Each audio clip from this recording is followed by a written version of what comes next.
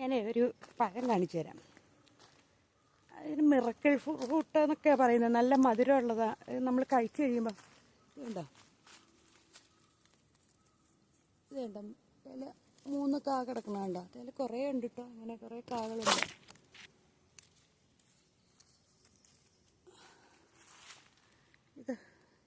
ഇതിങ്ങനെ നമ്മൾ കഴിച്ചു കഴിയുമ്പോൾ കുറേ നേരത്തേന് നമ്മുടെ വായിലും മധുരമായിരിക്കും.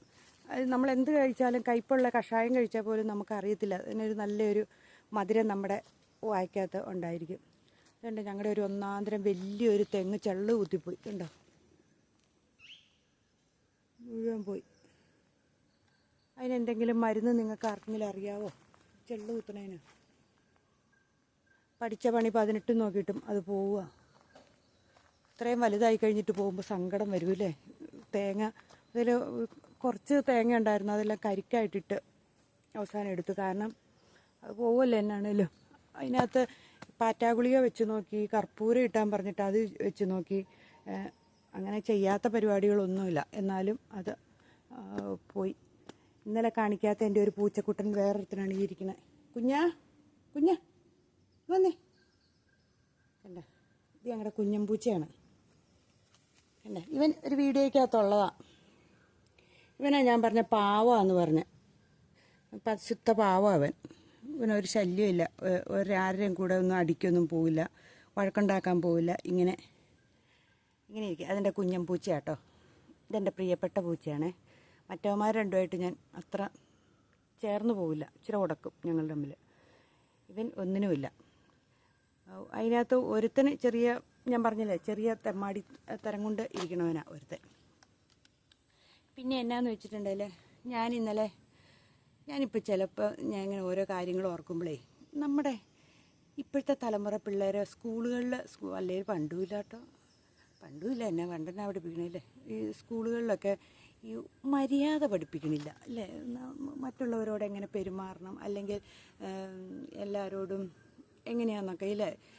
ഇന്നലെ ഞാൻ റോഡ് ക്രോസ് ചെയ്യണ ഒരു അച്ഛനും അമ്മയും ക്രോസ് ചെയ്ത് പോകുമ്പോൾ പിള്ളേർ ബൈക്കിന്, ഞങ്ങളുടെ അടുത്തൊരു കോളേജ് ഉണ്ട് കേട്ടോ, ആ കോളേജിലെ പിള്ളേർ പോകുന്ന കാണണം ഒരു മയോ ഇല്ലാണ്ട് ഇങ്ങനെ ഭയങ്കര സ്പീഡിൽ വന്ന് കടന്നു. അപ്പോൾ ഈ പ്രായമായി അച്ഛനും അമ്മയും അവിടെ നിന്ന് മടുത്തു. പിള്ളേർ തൊട്ടടുത്ത് കോളേജ് ആയതുകൊണ്ട് ആ കോളേജിലേക്ക് ഇങ്ങനെ പിള്ളേർ പറന്ന് പോയിക്കൊണ്ടിരിക്കുക. അപ്പം നമ്മളോർക്കും ഒന്ന് നിർത്തി ഒന്ന് കൊടുത്താൽ അവരൊന്ന് കടന്നു പോകാൻ. അതുങ്ങൾ രണ്ടുപേരും കയ്യെ പിടിച്ച് ഇങ്ങനെ നോക്കി നിൽക്കുക. അതൊക്കെ കണ്ടു കഴിഞ്ഞാൽ ഇപ്പം ഒരു മര്യാദയുടെ ഭാഗം, ഒന്ന് വണ്ടി നിർത്തി കൊടുക്കുക അല്ലേ? ഒന്ന് സ്ലോ ആയി കൊടുത്തു കഴിയുമ്പോൾ അവരങ്ങ് കടന്നു പോയിക്കോളൂ. അവർ കടക്കാൻ നോക്കും, തിരിച്ചു പോകും, പിന്നെയും കടക്കാൻ നോക്കും, തിരിച്ചു പോകും. അങ്ങനെ ഈ പ്രായമായവർക്ക് റോഡ് ക്രോസ് ചെയ്യാനൊക്കെ ഇച്ചിരി പാടല്ലേ? അപ്പം അങ്ങനെ ഒരെണ്ണം കണ്ടപ്പം അതങ്ങനെ ഓർത്തു. പിന്നെ ഞാൻ ഓർത്തു, പല സംഭവങ്ങളിലും നമ്മുടെ നാട്ടിൽ സീബ്ര ലൈനെല്ലാം മാഞ്ഞു പറഞ്ഞൊക്കെ കിടക്കുക അല്ലേ? മിക്കയിടത്തും തന്നെ സീബ്ര ലൈൻ ഇല്ലയെന്ന് വേണമെങ്കിൽ പറയാം. അപ്പോൾ അങ്ങനെയുള്ളിടത്തൊക്കെ നമ്മൾ ഈ റോഡ് ക്രോസ് ചെയ്യാനൊക്കെ നമുക്ക് ഭയങ്കര പാടാണ് അല്ലേ? പിന്നെ ആൾക്കാർ അവരുടെ തോന്നുന്ന വഴിയാണ് ക്രോസ് ചെയ്യണം. അല്ലാണ്ട് കറക്റ്റ് സീബ്ര ലൈനെ കൂടെ ഒന്നും ആരും ക്രോസ് ചെയ്യണമൊന്നുമില്ല.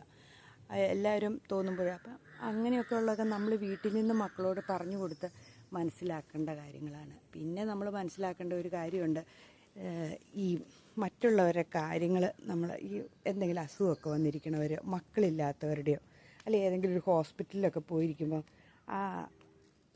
അവരുടെ കാര്യങ്ങളൊക്കെ ഇങ്ങനെ ഈ ചിലർ ചോദിച്ച് മനസ്സിലാക്കണമുണ്ട്. ചിലർക്ക് പറയാൻ ഇഷ്ടമില്ലായിരിക്കും, എങ്കിലും ഇരുന്നിങ്ങനെ ചോദിച്ച് ആ കാര്യങ്ങൾ ഇങ്ങനെ, അതും ഒരു ചീത്ത സ്വഭാവമാണ് എനിക്ക് തോന്നിയത് കേട്ടോ. അവർക്ക് ചില അസുഖങ്ങളൊക്കെ വന്നിരിക്കുന്നവരോട് അത് പറയാനൊക്കെ മടിയായിരിക്കും അവർക്ക്. എങ്കിലും ചിലരുണ്ട് അതിങ്ങനെ കിള്ളിച്ചെറിഞ്ഞ് എല്ലാം ചോദിച്ച് മനസ്സിലാക്കുന്നവരുണ്ട്. അതും ഒരു മോശം സ്വഭാവമായിട്ട് എനിക്ക് തോന്നാറുണ്ട്. പിന്നെ ഉള്ള ഒരു സ്വഭാവമായിട്ട് തോന്നണേ, ചില മക്കളെയും കൊണ്ടൊക്കെ ചില വീടുകളിലൊക്കെ ചെന്നു ആ പിള്ളേർ എല്ലാ സാധനങ്ങളും കൈയിട്ട് വാരിയെടുക്കുക വീട്ടിലുള്ള. അപ്പം നമ്മൾ വീട്ടിൽ നിന്ന് പറഞ്ഞു കൊടുക്കണം, ആവശ്യമില്ലാത്തതൊന്നും എടുക്കരുതെന്ന് നമ്മൾ മക്കളെ ശീലിപ്പിച്ചിട്ടുണ്ടെങ്കിൽ അവരെടുക്കില്ലെന്നേ. നമ്മൾ അത് പറഞ്ഞു കൊടുക്കില്ല. ഏത് വീട്ടിൽ ചെന്നാലും ഏത് സാധനങ്ങളും മക്കൾ കൈയിട്ട് വരുമ്പോഴും കാരണവന്മാരത് കൊണ്ടുപോകുന്ന അച്ഛനും അമ്മയും അത് വലിയ സന്തോഷമായിട്ട് വലിയ കേമമായിട്ട് കാണിച്ചുകൊണ്ടിരിക്കുക. അങ്ങനെയൊന്നും ചെയ്യാതിരിക്കുക. വേറെയുള്ള വീട്ടിൽ അവരുടെ മക്കൾക്ക് വേണ്ടിയിട്ടും അവർ മേടിച്ച് വെച്ചേക്കുന്ന സാധനങ്ങളല്ലേ, അതൊന്നും എടുക്കരുതെന്ന് നമ്മളെ മക്കളെ ശീലിപ്പിക്കുന്നത് നല്ലതാണെന്ന് എനിക്ക് തോന്നി. ഇതൊന്നും നമ്മളൊരു സ്കൂളിലും പഠിക്കുന്ന കാര്യങ്ങളൊന്നുമല്ല, നമ്മുടെ വീട്ടിൽ പഠിപ്പിക്കേണ്ട കാര്യങ്ങളാണ് ഇല്ലേ? അതൊക്കെ നല്ലതല്ലേ? അതേപോലെ പൊങ്ങച്ചം പറയുന്നത്, വേറൊരു വീടുകളിൽ ചെന്നിരുന്നിട്ട് വീടില്ലാത്തവനോ മക്കളില്ലാത്തതോ അല്ലെങ്കിൽ എന്നാ പറയണേ, ഏതെങ്കിലുമൊക്കെ സാഹചര്യങ്ങൾ മോശമായിട്ടുള്ളവരുടെ അടുത്തെന്ന് വെച്ചാൽ അവരുടെ മക്കൾക്ക് ജോലി കിട്ടിയ കഥയും അവർ വീട് വെച്ച കഥയും അല്ലെങ്കിൽ അവരുടെ അച്ഛനും അമ്മയും ഭയങ്കര സെറ്റപ്പായിരുന്നു എന്നൊക്കെ പറയുകയും ഒക്കെ ചെയ്യുന്നത് അതും ഒരു മോശം സ്വഭാവമാണ് എനിക്ക് തോന്നാറുണ്ട്. പിന്നെയുള്ളത് എന്നാന്ന് വെച്ചിട്ടുണ്ടെങ്കിൽ നമ്മൾ പല കാര്യങ്ങളും പറയുമ്പോഴേ അത് മറ്റുള്ളവർക്ക് എങ്ങനെയാണത് അവർ ഫീൽ ചെയ്യണമെന്ന് നമുക്കറിയത്തില്ല അല്ലേ. പല കാര്യങ്ങളും നമ്മൾ പറയുമ്പം അത് മറ്റുള്ളവരുടെ മനസ്സിൽ കൊള്ളുന്ന വാക്കുകളാകാണ്ടിരിക്കുന്നത് നല്ലതല്ലേ. ഇങ്ങനെയൊക്കെ ഒന്ന് ചിന്തിക്കുന്നത് നല്ലതാണെന്ന് എനിക്ക് തോന്നി. അതുകൊണ്ട് ചുമ്മാ ഇങ്ങനെ ഞാൻ പറഞ്ഞു വന്നപ്പം പറഞ്ഞു എന്നേ ഉള്ളൂ. പിന്നെ എന്നാന്ന് വെച്ചിട്ടുണ്ടെങ്കിൽ ഇങ്ങനെയുള്ള ഒത്തിരി കാര്യങ്ങളുണ്ടല്ലേ. ഇങ്ങനെ നമ്മളെ അതേപോലെ മറ്റുള്ള നമ്മുടെ വീട്ടിലാരെങ്കിലും വരുവാണെങ്കിൽ നമ്മുടെ വീട്ടിലെന്തെങ്കിലും പണിക്കൊക്കെ വരുന്ന വയറിങ്ങോ പ്ലംബിങ്ങോ അല്ലെങ്കിൽ ഇലക്ട്രിസിറ്റി ബോർഡുകാരോ ആരെങ്കിലുമൊക്കെ വന്നു കഴിഞ്ഞാൽ ഒരു ഗ്ലാസ് വെള്ളം എടുത്ത് കൊടുക്കുക. അതൊരു നല്ല സ്വഭാവമല്ലേ. അവർ ചോദിക്കുകയൊന്നുമില്ല നമ്മളോട്. ചിലപ്പം ചോദിച്ചില്ലെങ്കിലും വെള്ളം വേണോ ചേട്ടാ എന്ന് ചോദിക്കണമെങ്കിൽ നമുക്കൊരു പാടൊന്നുമില്ലല്ലോ. അതേപോലെ നമുക്ക് ചെയ്യാവുന്ന ഒരു ഇതാണ് ഈ ആരെങ്കിലുമൊക്കെ ഡെലിവറി ബോയ്സ് നമ്മുടെ വീട്ടിൽ വന്നിട്ട് ഇറങ്ങിപ്പോകുമ്പോൾ ഉടനെ വാതിൽ കൊട്ടിയടയ്ക്കുന്നത്. അതും ചെയ്യരുതാത്തൊരു കാര്യം. കാരണം അവർ പോയി കഴിയുമ്പോൾ അവരെ പുറത്തിട്ട് വാതിലടയ്ക്കുന്ന രീതിയല്ലേ. അവർ പോയി കഴിഞ്ഞ് കുറച്ച് നേരം കഴിയുമ്പോൾ നമ്മൾ അതേപോലെ ആരെങ്കിലും നമ്മുടെ വീട്ടിൽ വന്നിട്ട് ഇറങ്ങി പോവുകയാണെങ്കിലും അവരങ്ങ് പോയി കഴിഞ്ഞിട്ട് നമ്മൾ വാതിലടയ്ക്കുക കുറച്ച് നേരം കഴിഞ്ഞിട്ട്. അല്ലാണ്ട് അവരിറങ്ങി ഉടനെ തന്നെ വന്ന് വാതിലടച്ച് കയറി പോകുന്നത് അവർ അപമാനിക്കുന്നതിന് തുല്യമാണെന്നാണ് പറയുന്നത്. ഇങ്ങനെയുള്ള കൊച്ചു കൊച്ചു കാര്യങ്ങളൊക്കെ നമ്മൾ നമ്മുടെ മക്കളെ ശീലിപ്പിക്കണം കേട്ടോ. അതേപോലെ മൂത്തവർ വരുമ്പോൾ എഴുന്നേൽക്കണമെന്നും അവരോട് അതൊക്കെ എഴുന്നേറ്റില്ലെങ്കിൽ എന്നാ കുഴപ്പം എന്നോട് ചോദിച്ചേക്കാം. പക്ഷേ എഴുന്നേൽക്കുക എന്ന് പറയുമ്പോൾ അവരോടൊരു ബഹുമാനം കാണിക്കുന്നു എന്ന ഒരർത്ഥമേ ഉള്ളൂ അല്ലേ. എന്നോർത്തുകൊണ്ട് ഓവർ ബഹുമാനം കാണിക്കേണ്ട കാര്യമില്ല. സാധാരണ രീതിയിൽ നിന്ന് വർത്താനം പറഞ്ഞു അത് മാത്രം മതി. പണ്ടൊക്കെ നമ്മളെ പഠിപ്പിക്കുന്നത് ഭയങ്കര ബഹുമാനം പഠിപ്പീരായിരുന്നു. അതിൻ്റെ ആവശ്യമൊന്നും ഉണ്ടെന്ന് എനിക്ക് തോന്നുന്നില്ല.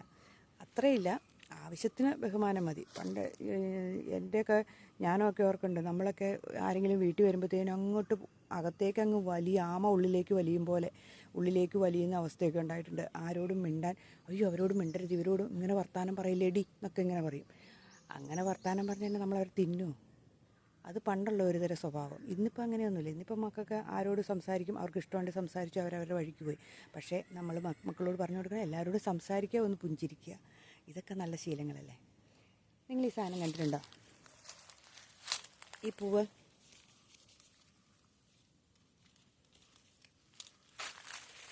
കണ്ടിട്ടുണ്ടോ? ഇത് എരിക്കിൻ്റെ പൂവാണേ. ഇത് ഞങ്ങൾ പണ്ട് സ്കൂളിൽ പോണ വഴിക്ക് എരിക്കിൻ്റെ പൂവൊക്കെ കാണുമ്പോൾ ഇതിങ്ങനെ ഞെക്കുമ്പോൾ പടക്കം പൊട്ടും. ഇത് തന്നെ പൊട്ടാത്ത ഇതാട്ടോ പൂവല്ല ഇത്. ഈ സാധനം കണ്ടോ? ഇത് പടക്കം പൊട്ടിക്കുമായിരുന്നു സ്കൂളിൽ പോണ വഴിക്കൊക്കെ. കണ്ടോ കേട്ടോ? അയ്യോ അത് പോയി, അത് ചീറ്റിപ്പോയി. ഇത് പൊട്ടു കേട്ടോ. ഓ അതും ചീറ്റിപ്പോയി. ഞാൻ കാണിച്ചു തരാം. ഞാൻ എന്നെ പൊട്ടിച്ചിട്ട് തന്നെ അടങ്ങുള്ളൂ.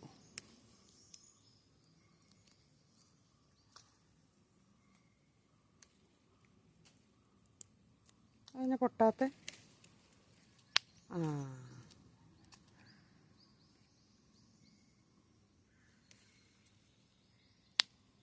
കണ്ട പടക്കം പൊട്ടിക്കായിരുന്നു സ്കൂളിൽ പോകുന്ന വഴിക്ക്. പിന്നെ നമ്മൾ പടക്കം പൊട്ടിക്കുന്ന സാധനമല്ലേ പിന്നെ മറ്റേ ചെമ്പരത്തിപ്പൂവിൻ്റെ ഇല ഇങ്ങനെ കയ്യിൽ പിടിച്ചിട്ടിങ്ങനെ ഇച്ചിരി നേരം പീച്ച് കഴിയുമ്പോഴത്തേന് അതിങ്ങനെ ഊതുമ്പോൾ കൊമള പോലെ വരും. ചെമ്പരത്തിപ്പൂ ഉണ്ടായിരുന്നു, ഞാൻ കാണിച്ചു തരായിരുന്നു. എന്നിട്ട് അത് നമ്മൾ പടക്കം പൊട്ടിക്കുമായിരുന്നു അല്ലേ. അങ്ങനെ കുറച്ച് സാധനങ്ങളൊക്കെ. അപ്പോൾ ഇന്ന് വേറെ പരിപാടിയൊന്നുമില്ല. ഇന്നിപ്പം രാവിലത്തെ കാപ്പിയുടെ പരിപാടിയൊക്കെ ഇഡ്ഡലിയായിരുന്നു. വലിയ പരിപാടിയൊന്നുമില്ലല്ലോ. ഇഡ്ഡലി ഉണ്ടാക്കി വെച്ചു. അത് കഴിഞ്ഞപ്പോൾ ഇച്ചിരി ചമ്മന്തി അരച്ചു. ആ പരിപാടി തീർന്നു. എന്നാൽ പിന്നെ ഇനി ഒരു വീഡിയോയും കൂടെ എടുത്തിട്ട് അപ്പോൾ ഈ ശംഖുപുഷ്പം ത്തിൻ്റെ വെള്ളം കുടിക്കണം നല്ലതാണെന്നല്ലേ പറയണേ. എനിക്ക് ശംഖുപുഷ്പം ഉണ്ടോയെന്ന് ഞാൻ നോക്കട്ടെ കേട്ടോ. ശംഖുപുഷ്പം തിളച്ച വെള്ളത്തിലേക്ക് ഇട്ടിട്ടേ ഒരു പൂവുണ്ട്, മരത്തിൻ്റെ മുകളിലാണ് നിൽക്കണം, കാണാവൂലും മുകളിൽ. ഇത് ശംഖുപുഷ്പമായിരുന്നു. ശംഖുപുഷ്പമായിരുന്നു, പക്ഷേ പൂവെല്ലാം മുകളിൽ 2-3 പൂ നിൽപ്പുണ്ട്. അപ്പം അതിൻ്റെ നമ്മൾ തിളച്ച വെള്ളം എടുത്തിട്ട് അതിനകത്തേക്ക് ഇട്ട് കൊടുത്താൽ മതി.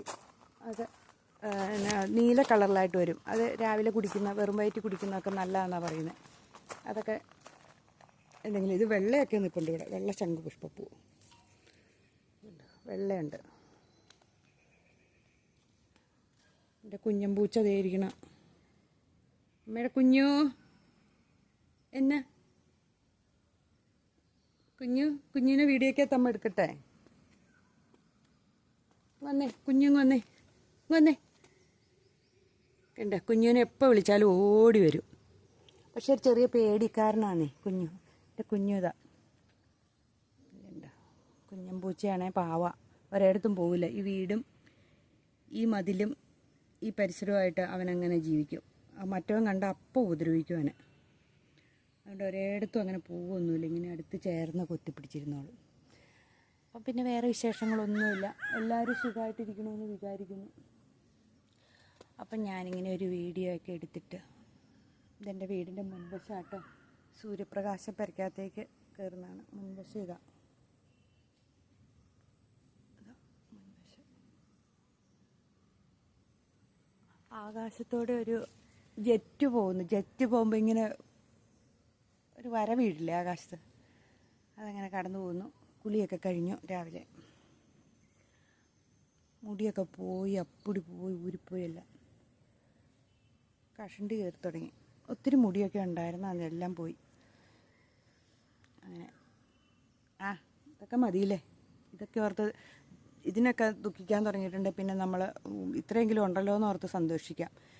ഒട്ടുമില്ലാത്തവരുടെ കാര്യം നമ്മളൊന്ന് ഓർത്ത് നോക്കിയല്ലേ. ഇതിപ്പോൾ ഉണങ്ങി അല്ല, ഇതിപ്പോൾ നനഞ്ഞ് കിടക്കണോണ്ട് പറ്റ കിടക്കണതാണ്.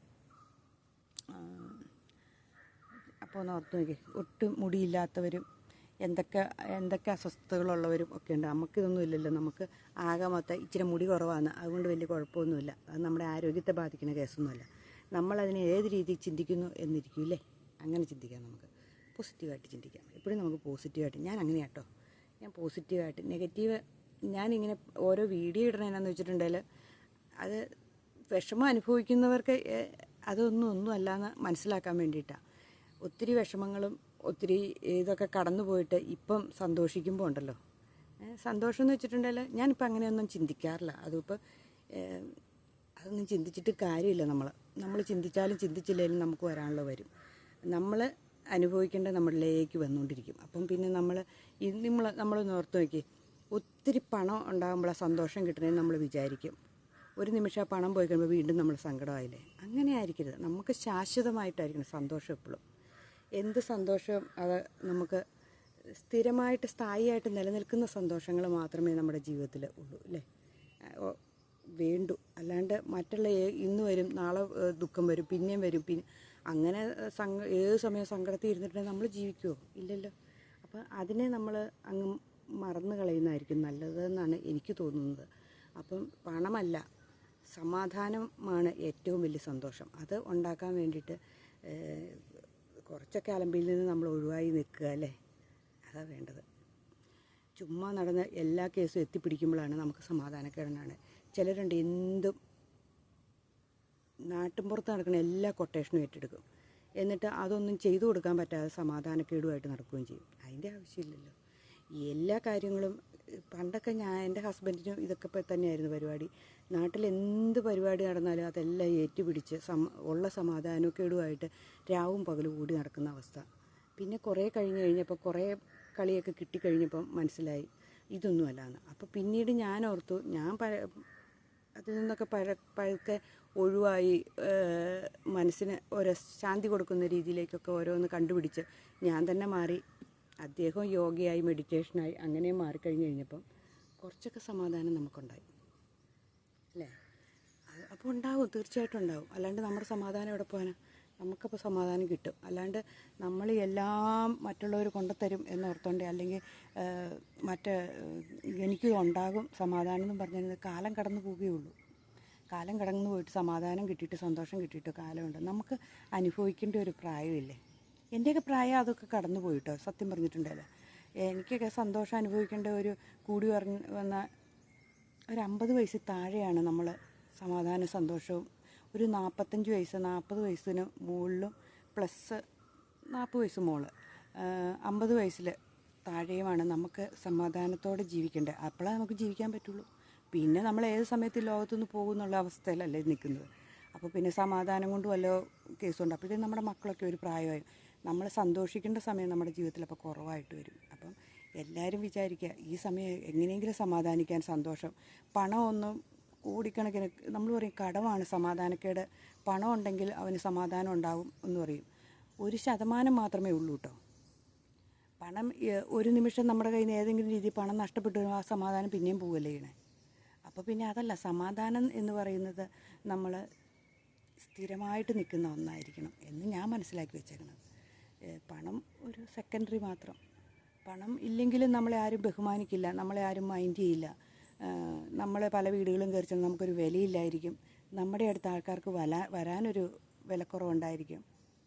നമ്മളെ കാണുമ്പം ഓ അവൻ അല്ലേ അവളല്ലേ എന്നിങ്ങനെ ഒരു ചോദ്യം, അവൻ്റെ മകനല്ലേ അല്ലേ അവളുടെ മകളാ പോകുന്നത് എന്നിങ്ങനെയൊക്കെ പറയും.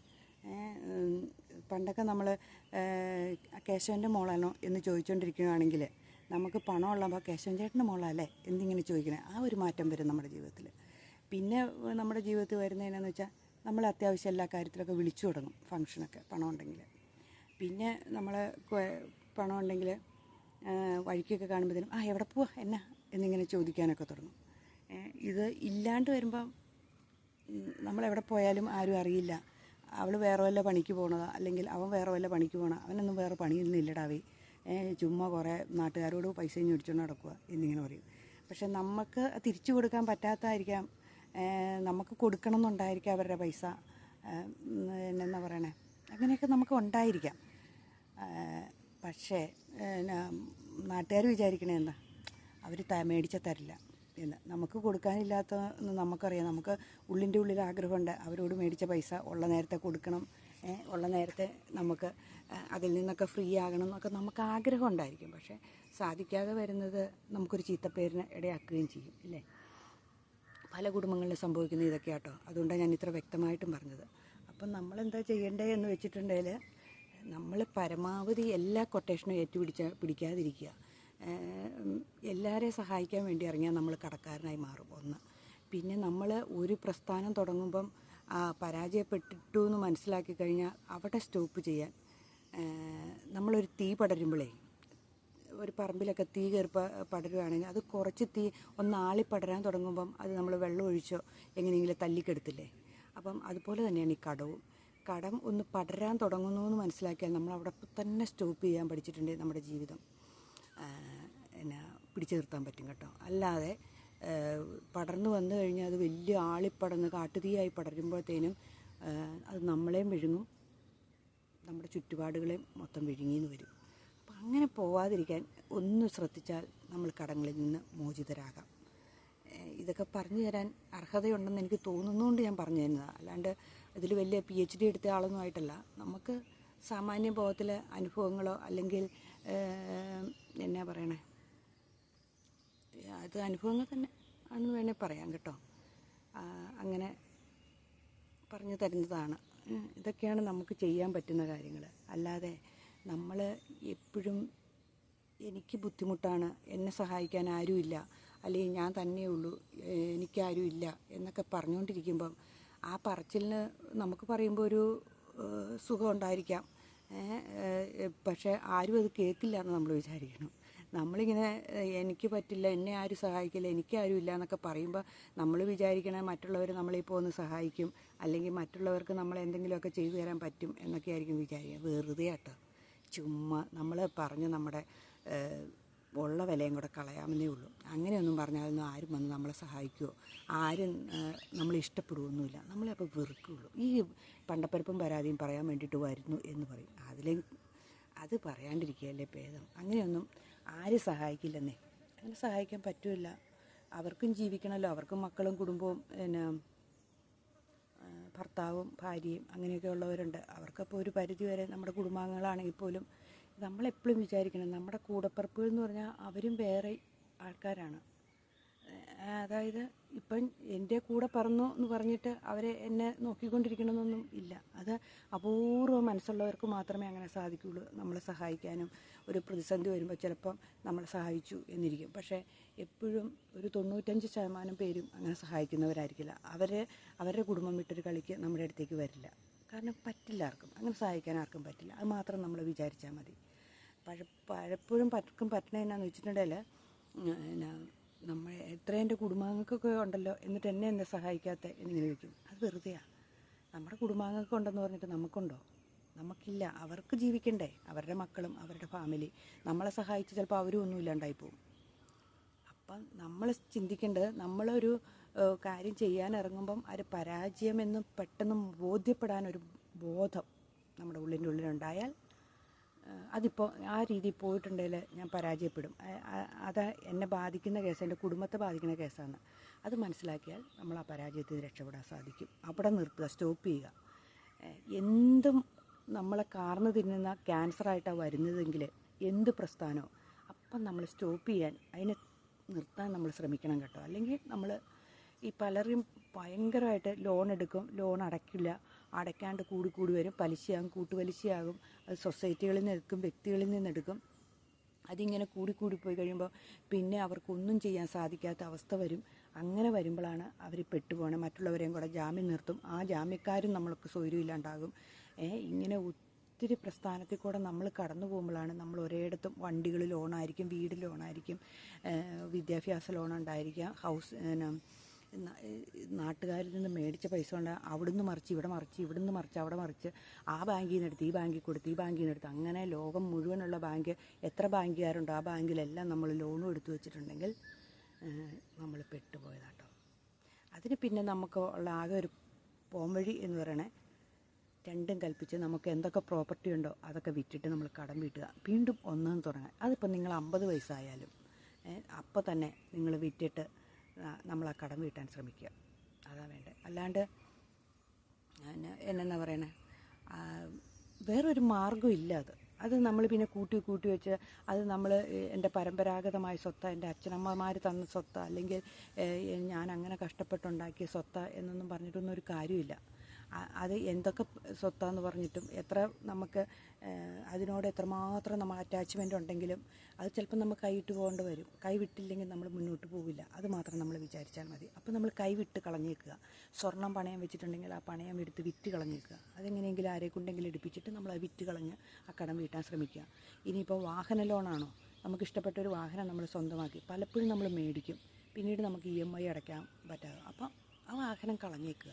നമുക്ക് ചെറിയൊരു ബൈക്ക് മേടിച്ചാൽ നമുക്ക് നടക്കാൻ പറ്റുമെങ്കിൽ മേടിക്കാം, അത് നടക്കാൻ പറ്റും. നമ്മളേതാണോ പിന്നെ നമ്മൾ ഉണ്ടാക്കാൻ ശ്രമിക്കുക. അപ്പം നമ്മളൊരു പാഠം പഠിച്ചു ഇല്ലേ? നമ്മളെ പാഠം എന്താ പഠിച്ചേ?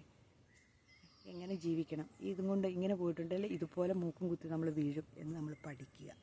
അതാണ് വേണ്ടത്. അങ്ങനെ ഒരു പടം കൊണ്ടും പഠിക്കാത്ത മനുഷ്യരുണ്ട് കേട്ടോ. ഒന്ന് വീണു, പിന്നെയും വീണു. കാച്ചവെള്ളത്തിൽ ചാടിയ പൂച്ച പച്ചവെള്ളം കണ്ട് അറയ്ക്കും എന്നൊക്കെ പറയുമെങ്കിലും പലരും പിന്നെയും ചെന്ന് ഓരോ കടത്തിലേക്കും ചെന്ന് വീഴുന്നവരുണ്ട്. അപ്പം അവരെ എന്നാ അങ്ങ് വിട്ടേക്ക്, അത്രയേ ഉള്ളൂ. അതിന് ഒന്നും പറയാനില്ല. പിന്നെയും ചെന്ന് കടമുണ്ടാക്കുന്നവർ എന്നാന്ന് പറയാനല്ലേ, അത് അവരുടെ ഒരു നേച്ചറായിട്ട് കൂട്ടിയാൽ മതി. അതിൽ നിന്ന് അവർ മോചനം വന്നെങ്കിൽ അവർ സ്വയം എന്തെങ്കിലും പഠിക്കണം, എങ്കിൽ മാത്രമേ അതിൽ നിന്ന് രക്ഷപ്പെടുള്ളൂ. പിന്നെ നമുക്ക് എവിടുന്നെങ്കിലുമൊക്കെ കിട്ടാനുണ്ട മാർഗ്ഗങ്ങൾ, പൈസകളോ ഉണ്ട് എന്നുണ്ടെങ്കിലും അതൊന്നും മേടിച്ച് നമ്മൾ ദൂർത്തടിച്ച് കളയാതിരിക്കുക. അതായത് ഇപ്പം നമ്മുടെ ഭാര്യ വീട്ടിൽ നിന്നോ അല്ലെങ്കിൽ എവിടുന്നെങ്കിലുമൊക്കെ നമുക്ക് ആ പെണ്ണിന് കിട്ടിയ പൈസയോ ഉണ്ടെങ്കിൽ അതൊന്നും മേടിച്ച് നമ്മൾ ഈ ആണുങ്ങൾ പുട്ടടിച്ച് കളയാണ്ടിരിക്കുക. അത് അവരുടെ സമ്പാദ്യമാണ്, അവർക്ക് ജീവിതകാലം മുഴുവൻ ജീവിക്കാനുള്ളതാണ്. എങ്ങനെ ഒരു ചിന്തയുണ്ടെങ്കിലുണ്ടല്ലോ നമ്മളിങ്ങനെ കടത്തി വരില്ലെന്നേ. അത് ആ പെണ്ണ് നമ്മളുണ്ടാക്കുന്ന കടം നമ്മളപ്പോൾ വീട്ടിക്കോളും. ഇത് ഭാര്യയുടെ സ്വത്തുങ്ങളും കളഞ്ഞു കുടിക്കും, ഭർത്താവ് ഉണ്ടാക്കിയതും കളഞ്ഞു കുടിക്കും, മാസ വരുമാനം കിട്ടുന്നതും കളഞ്ഞു കുടിക്കും. അങ്ങനെയൊക്കെ ആകുമ്പോൾ നമ്മൾ പിന്നെ മുന്നോട്ട് ജീവിക്കാൻ ഇച്ചിരി പാടായിട്ട് വരും. അപ്പം ഇതിപ്പം ഞാൻ സന്തോഷത്തോടു കൂടി വന്നിരുന്ന് പറയാൻ, ഇത് നമ്മൾ സന്തോഷമായിട്ട് എടുത്താൽ മതി കേട്ടോ. കാരണം എന്നാന്ന് വെച്ചിട്ടുണ്ടെങ്കിൽ കടം വന്ന് നിരാശരായിട്ട് ജീവിതം അവസാനിപ്പിച്ചിട്ടൊന്നും ഒരു കാര്യമില്ല എന്നുള്ളത്. ജീവിതം തീർന്നു കഴിയുമ്പോൾ പിന്നെ നമുക്ക് ചിലപ്പോൾ ഒരു 6 മാസം അല്ലെങ്കിൽ 1 വർഷം കൊണ്ട് നമ്മൾ ഇതിൽ നിന്നെല്ലാം മോചിതരായിട്ട് നമ്മൾ സന്തോഷവാന്മാരാകുന്ന ഒരു അവസ്ഥ ഉണ്ടാവുമായിരിക്കും. എങ്ങനെയെങ്കിലുമൊക്കെ നമുക്കൊരു മാർഗം കിട്ടുമായിരിക്കും. അതിനൊന്ന് ശ്രമിക്കാതെ പോലും നമ്മൾ ജീവിതം അവസാനിപ്പിച്ച് കളഞ്ഞിട്ട് നമ്മൾ പറഞ്ഞിട്ട് കാര്യമുണ്ടോ? അപ്പോൾ അങ്ങനെയൊന്നും ചെയ്യാതിരിക്കുക. നമ്മുടെ ജീവിതത്തിലെ സന്തോഷങ്ങൾ നമുക്ക് വരാനുണ്ട്. ഇതൊക്കെ കഴിഞ്ഞു പോയി കഴിയുമ്പോൾ നമുക്ക് നല്ല പൊസിഷനിൽ നമ്മളെത്തും, നല്ല നിലയിലെത്തും. നമ്മൾ അത്യാവശ്യം ജീവിച്ചു പോകാനുള്ള വരുമാനം നമുക്കുണ്ടാകും എന്ന് ചിന്തിക്കാൻ നമ്മൾ മനസ്സ് വെച്ചിട്ടുണ്ടല്ലോ. ആ ഒരു നിമിഷം നമ്മൾ ചിന്തിച്ചാണ്ടല്ലോ നമ്മളിങ്ങനെയുള്ള തെറ്റുകളിലൊന്നും ചെന്ന് കടബാധ്യതകളൊന്നും ചാടില്ല. അതേപോലെ പിന്നെ നമ്മൾ മറ്റുള്ള തെറ്റുകളാണെങ്കിൽ നമ്മളെപ്പോഴും ഓർക്കുക, അതായത് പരസ്ത്രീ ബന്ധമോ അല്ലെങ്കിൽ മറ്റുള്ള ബന്ധങ്ങളോ ആണെങ്കിൽ നമ്മൾ പോകുമ്പോൾ എങ്ങോട്ടാ പോകുന്നതെന്ന് വെച്ചാൽ അവിടെ ചെല്ലാതെ എത്തുമ്പോഴത്തേനും ഒരു നിമിഷം നമ്മുടെ വീട്ടിലുള്ള നമ്മുടെ ഭാര്യേനെ അല്ലെങ്കിൽ നമ്മുടെ ഭർത്താവിനെ, മക്കളെ, അച്ഛനമ്മമാരെയൊക്കെ ഒന്ന് ചിന്തിക്കുക. എന്നിട്ട് അപ്പം തന്നെ യൂ ടേൺ അടിച്ചേക്കുക. നമ്മളെ കാത്തിരിക്കാൻ, നമുക്ക് എന്തെങ്കിലും വയ്യായിക വന്നാൽ അല്ലെങ്കിൽ നമ്മളെ നോക്കാൻ ഇവരേ ഉള്ളൂ എന്ന് ചിന്തിച്ച് അപ്പോൾ തന്നെ യൂ ടേൺ അടിച്ച് അതിൽ നിന്ന് രക്ഷപ്പെട്ടു പോരുക. അതിലൊക്കെ ചെന്ന് പെട്ട് കഴിഞ്ഞിട്ട് പിന്നെ ജീവിതകാലം മുഴുവൻ അതൊരു നിരാശയായിരിക്കും. കുറ്റബോധം കൊണ്ട് നമ്മൾ പ്രായമായി കഴിയുമ്പോൾ നമ്മൾ പെട്ടുപോകും. അപ്പം അങ്ങനെയുള്ളതിലൊന്നും പെടാണ്ടിരിക്കാൻ ഇതൊക്കെയല്ലേ മാർഗമുള്ളൂ. അപ്പം അങ്ങനെയുള്ള ഇടത്തൊന്നും ചെന്ന് ചാടാതിരിക്കാനും പരമാവധി ശ്രദ്ധിക്കുന്നത് നല്ലതാണ്. ഇത്രയൊക്കെ ഉള്ളൂ രാവിലെ ഇരുന്നുള്ള കുമ്പസാരം. അപ്പം വേറെ അടുത്ത പരിപാടിക്കൊക്കെ പോവുകയാണ്. ഇന്ന് എനിക്കെൻ്റെ ബ്രൂണോനെ ഒന്ന് കുളിപ്പിക്കണം. എനിക്ക് പറ്റുവാണെങ്കിൽ വീഡിയോ എടുക്കാം. ബ്രൂണോനെ കുളിപ്പിക്കണേന് കേട്ടോ. ബ്രൂണോനെ കുളിപ്പിയിലൊരു ടാസ്ക്കാണ്. അവനെ കുളിക്കണമൊക്കെ ഭയങ്കര ഇഷ്ടമാണ്. പക്ഷേ കുളിച്ച് കഴിഞ്ഞാൽ എടുത്തോണ്ടൊക്കെ പോകണം. കുറച്ച് ദൂരം എടുത്തോണ്ട് വെച്ചില്ലെങ്കിൽ മണ്ണിൽ കിടന്ന് പെടരും. അങ്ങോട്ട് കുളിച്ച് കഴിഞ്ഞാൽ ഉള്ള സ്വഭാവം അത്. അപ്പം അതിൻ്റെ ഒരു വീഡിയോ എടുക്കാം. വൈകുന്നേരം അല്ലെങ്കിൽ രാവിലെ കുളിപ്പിച്ചാൽ മേല് മുഴുവൻ അവൻ വെള്ളം തെറിപ്പിക്കും. അപ്പോൾ ഇന്നത്തെ വീഡിയോ ഇത്രയേ ഉള്ളൂ. എല്ലാവർക്കും നല്ല സന്തോഷവന്മാരായിട്ട് എപ്പോഴും ഇരിക്കണം. ആവശ്യമില്ലാത്തതിലൊന്നും പോയി തല വെച്ച് കൊടുക്കാതെ എല്ലാവരും ഓരോ ദിവസവും അതിനു വേണ്ടി പ്രാർത്ഥിക്കുക. അത് നമ്മളെ നേർവഴിക്ക് നല്ല കാര്യങ്ങൾ ചിന്തിക്കാനും പ്രവർത്തിക്കാനും നമ്മളെ അനുഗ്രഹിക്കട്ടെ. ഇല്ലേ? നല്ല പോസിറ്റീവായിട്ടുള്ള ചിന്തകൾ മാത്രമേ ഉണ്ടാവുള്ളൂ. നെഗറ്റീവായിട്ടുള്ള ഒരു തോട്ടും നമ്മുടെ ഉള്ളിൽ വരാതിരിക്കാൻ നമ്മൾ ശ്രദ്ധിക്കുക. അപ്പം ബൈ. ഇന്നത്തെ വീഡിയോ ഇത്രയേ ഉള്ളൂ.